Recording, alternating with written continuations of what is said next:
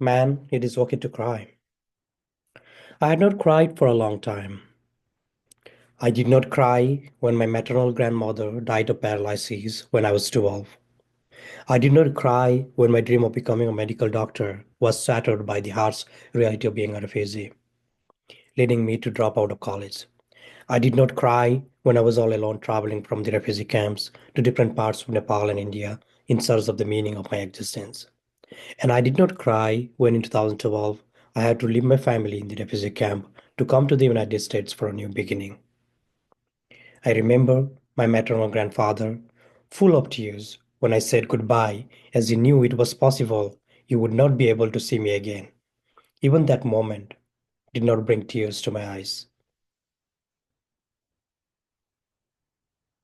I had not cried for a long time. I had not cried for a long time until I met James Sodi. I met James in June of 2012 at the Voices of Peace conference in Oakland, California. He was one of the keynote speakers alongside Marianne Williamson and Barbara Marx Howard. James' speech at the conference was such a moving experience because of his tone, vocal projection, presence, and pace that it moved me deeply, despite the language barrier at the time. When he spoke, the crowd was in pin drop silence. It was announced that there would be a short break before the breakout session with some of the keynote speakers. As my friend Jesse and I walked upstairs, we saw James walking towards the breakout room, just in front of us. Sir, can I take a picture with you? I saw the opportunity and I asked him right away. As I was taking the picture with him, he asked me, "Where are you from?" I told him about Bhutan. Then he said, "I have a workshop coming up. You should apply. We have scholarships available for foreign students." He gave me the contact information of one of his assistants and told me to reach out as soon as possible. I couldn't believe he said that. I was surprised and delighted at the same time. The next day, I emailed his assistant. I was very nervous thinking about what response I would get, or if there would be any response at all. To my surprise, I received an email directly from James asking me to call him at his number. When I talked to James, I was in complete disbelief as I had gotten accepted to his 7-day intensive program, Peace, Healing, Leadership, and Creative Immersions in Crescent, Colorado.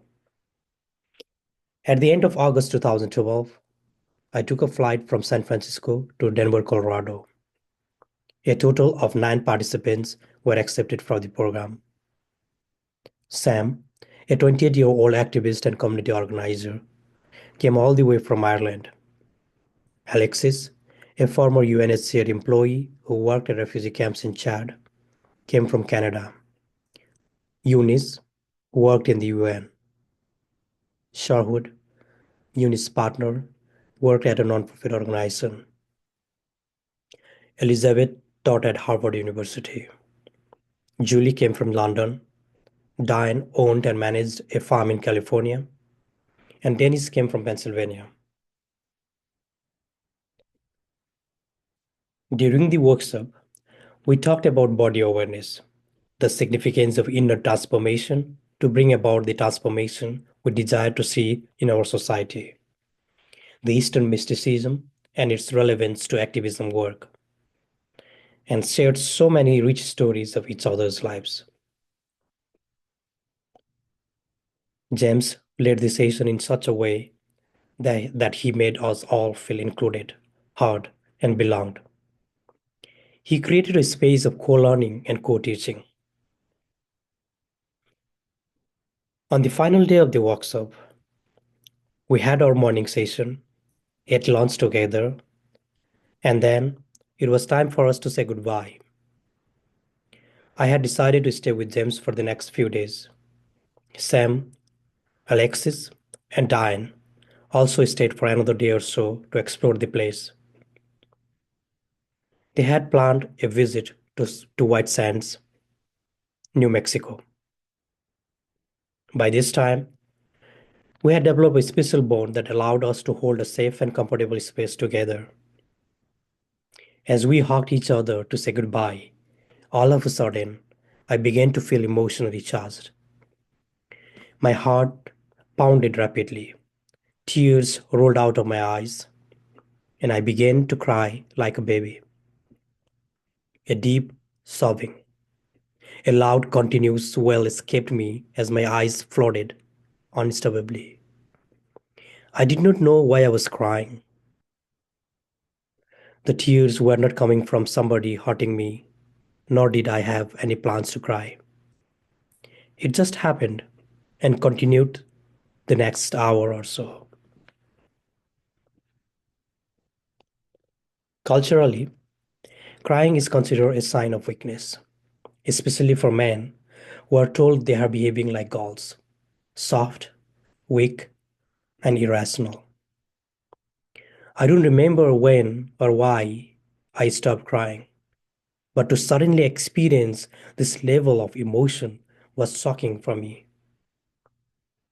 Yet at the end of it all, I knew I did not feel weak. Instead, I felt relieved as if a decade long weight had been lifted off my shoulders.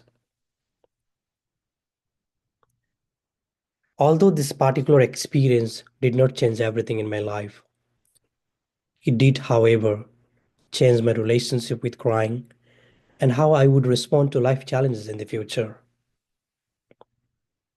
I remember not shedding a single drop of tear when my family faced the toughest time.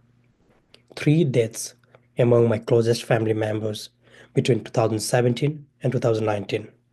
Cancer took my uncle, my aunt died by suicide, and illness and old age took my grandfather.